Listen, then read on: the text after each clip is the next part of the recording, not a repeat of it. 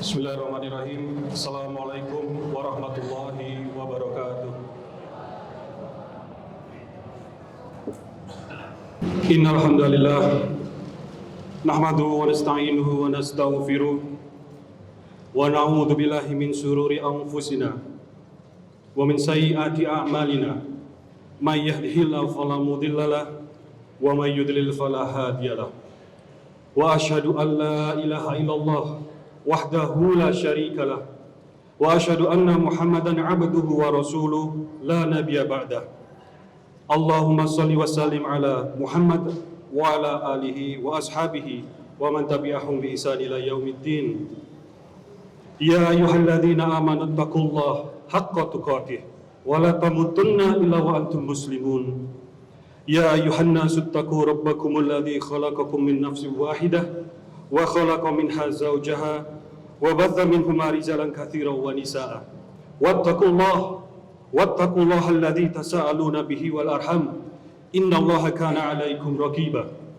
Ya ayyuhalladzina amanu taqullaha wa qulu qawlan sadida yuslih lakum a'malakum wa yaghfir lakum dhunubakum wa may yuti'illah wa rasulahu faqad faza fawzan 'azima. Amma ba'du.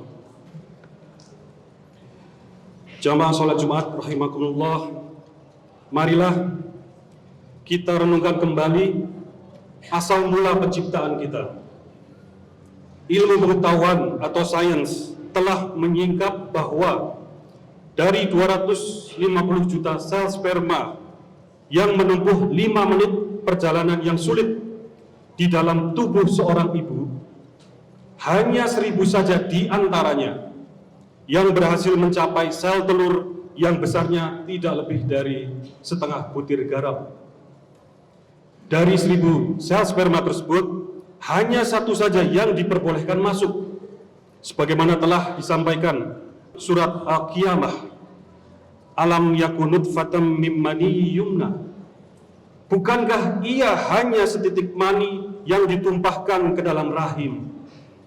Dan dari sana, atas izin Allah Subhanahu wa taala, jadilah kita semua manusia yang banyak ini. Sungguh sebuah tanda kebesarannya, menjadikan kita yang satu dari 250 juta kemungkinan yang ada. Proses ini mengajarkan kepada kita paling tidak 2 hal. Pertama, agar kita sebagai manusia jangan sampai berlaku sombong terhadap apapun dan kepada siapapun.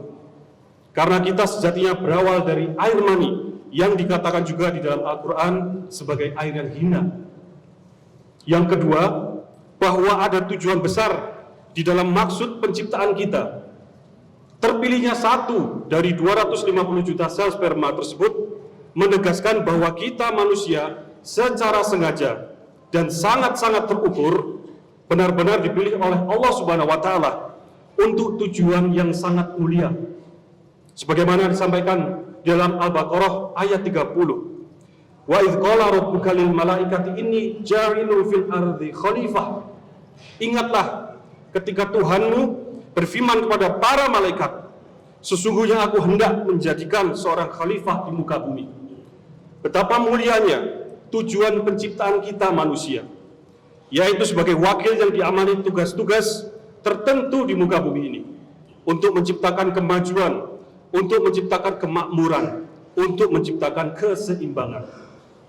Ma'asyiral mu'minin rahimakumullah, di dalam melaksanakan tugas-tugas tersebut, baik dalam dimensi hablum minallah atau hubungan kita dengan Allah, dan juga hablum minannas atau hubungan kita dengan sesama manusia, Islam telah memberikan kompas, Islam telah memberikan petunjuk hidup, petunjuk jalan untuk kita semua agar tidak tersesat dan sukses di dalam melaksanakan tugas-tugas dari Allah Subhanahu wa taala. Sebagaimana dalam surat Al-Imran 104 yang sudah sering kita dengar, wal takum minkum ummah yad'una ilal khair wa ya'muruna bil ma'ruf wa yanhauna 'anil munkar wa ulaika humul muflihun. Dan hendaklah di antara kamu ada segolongan orang yang menyeru kepada kebajikan, menyeru kepada yang ma'ruf dan mencegah dari yang mungkar. Dan mereka itulah orang-orang yang beruntung. Ayat ini menjelaskan bahwa kompas menuju al-muflihun, orang yang sukses, yang menang, yang jaya, itu adalah dengan melakukan al-amru bil ma'ruf wa nahyu anil munkar, atau menegakkan kebaikan dan mencegah kemungkaran. Kemudian kompas kehidupan inilah yang jika insya Allah diikuti akan selalu mengarahkan kita supaya selalu condong kepada yang ma'ruf dan menghindarkan diri kita dari segala macam keburukan dan tipu daya duniawi yang menyesatkan.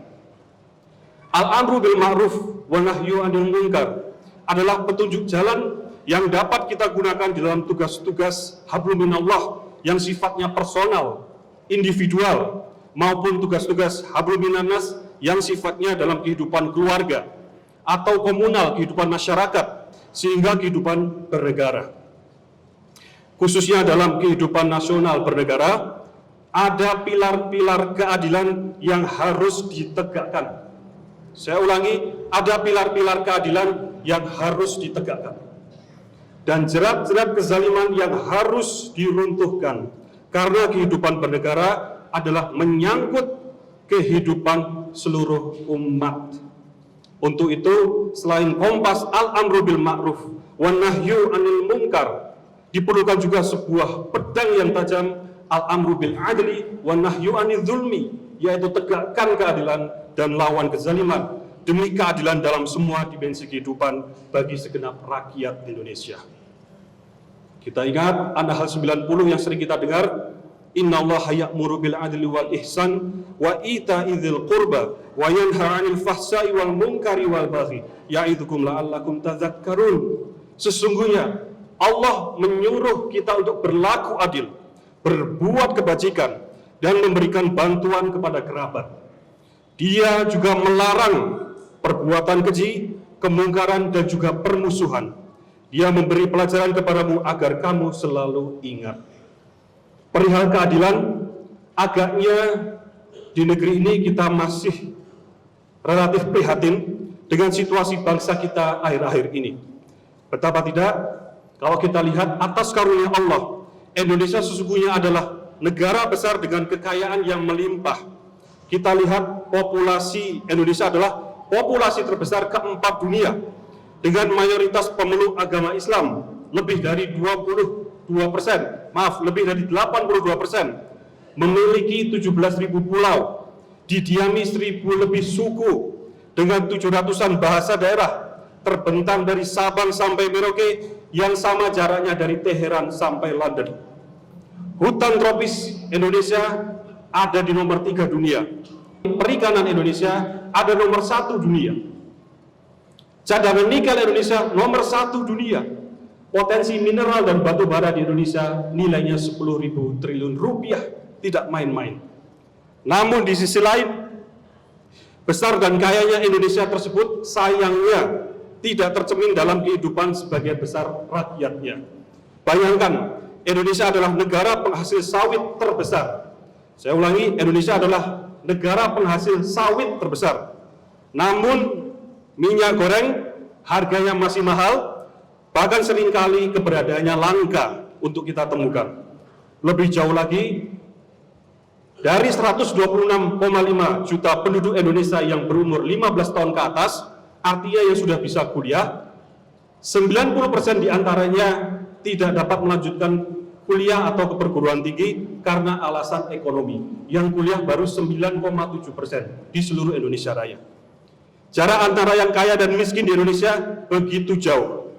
Kita lihat bagaimana orang kaya Indonesia yang sebesar 1% jumlahnya, 1% orang kaya Indonesia menguasai lebih dari 59% lahan. Yang artinya 99% orang Indonesia, kita ini semua dipaksa berebut sisanya. Dan ini sungguh miris. Untuk itu, hendaknya kita turut mengambil peran di dalam upaya melawan kezaliman dan menegakkan keadilan. Karena jika kita diam saja, ketika kita melihat kezaliman, Rasulullah SAW pernah mengingatkan kita, barang siapa melihat seseorang melakukan kezaliman, tetapi mereka membiarkannya, tidak mereka betulkan, maka azabnya jatuh kepada semua pihak. baik orang zalim maupun orang-orang yang membiarkan berlakunya kezaliman tersebut. Hadis riwayat Abu Dawud dan At-Tirmizi. Salah satu jalan perjuangan untuk memperbaiki negeri ini secara bersama, secara kolektif, berjamaah, sebagaimana perintah Ali Imran 104 tadi, wal takum minkum ummah, adalah lewat jalur politik, mau tidak mau. Karena lewat perjuangan politik, kita dapat secara langsung memperbaiki undang-undang, memperbaiki peraturan-peraturan dan kebijakan yang dengannya kemudian kita dapat berupaya insya Allah untuk memastikan pasokan minyak goreng, menguliahkan 90% anak muda Indonesia yang tak mampu kuliah tersebut, mencegah si kaya yang 1% jumlahnya menguasai hampir 60% aset nasional, dan upaya lain sebagainya demi kemaslahatan umat.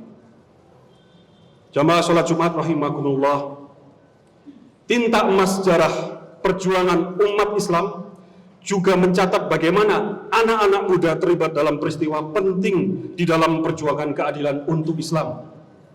Usamah bin Zaid contohnya, waktu itu masih berusia 17 tahun ketika Nabi Muhammad SAW mengangkatnya sebagai panglima perang, memimpin pasukan Islam melawan Bizantium, Romawi Timur. Bizantium waktu itu adalah satu dari dua kekuatan paling besar di dunia pada abad ke-7 selain Persia. Setelah 40 hari berperang, Usamah bin Zaid kembali ke Madinah membawa kemenangan besar bagi umat muslim. Bahkan di tanah air kita sendiri ini, tokoh seperti Soekarno, seperti Muhammad Hatta memperjuangkan kemerdekaan bangsa Indonesia ketika menginjak usia muda. Muhammad Hatta kita ambil sebagai contoh, atau yang juga sering kita panggil sebagai Bung Hatta, dengan lantang membacakan pidato pembelaannya di depan pengadilan Belanda yang berjudul Indonesia Vrij dalam bahasa Belanda, atau Indonesia Merdeka, saat beliau masih berusia 26 tahun. Dia mengatakan di depan pengadilan, cepat atau lambat, pada suatu ketika bangsa yang terjajah mengambil kembali kemerdekaannya, itu adalah hukum besi sejarah dunia. Kemudian Bung Hatta juga mengatakan, aku sampai sekarang pada akhir pembelaanku, inginlah aku mempergunakan kedudukanku sebagai orang yang tertuduh menjadi penuduh terhadap kezaliman yang diderita terus-menerus oleh bangsaku. Nabi Muhammad SAW suatu kali pernah diminta oleh pamannya untuk menyerah saja, menghentikan dakwahnya karena diancam oleh kaum Quraisy. Namun alih-alih menyerah, Rasulullah SAW mengatakan dengan bahasa yang sangat indah, aku pantang meninggalkan perjuangan ini, sekalipun mereka letakkan matahari di tangan kananku dan bulan di tangan kiriku, tidaklah aku akan meninggalkannya. Aku lanjutkan sampai Allah Subhanahu wa Ta'ala mengkaruniakan kemenangan, atau aku hancur dalam perjuangan. Ini kata Nabi kita, panutan kita, teladan kita. Demikianlah beberapa kisah dari sejarah kita, bagaimana perjuangan menegakkan keadilan dan melawan kezaliman dilakukan dengan istiqomah oleh Nabi kita dan juga para pendiri bangsa ini pada usia muda. Kiranya kita dapat mengambil pelajaran dengan sebaik-baiknya dari mata rantai sejarah yang telah mendahului kita tersebut. Barakallahu li wa lakum fil Qur'anil azim wa nafa'ani wa iyyakum bima fihi minal ayati wa dzikril hakim wa taqabbalallahu minni wa minkum tilawatahu innahu was-sami'ul alim.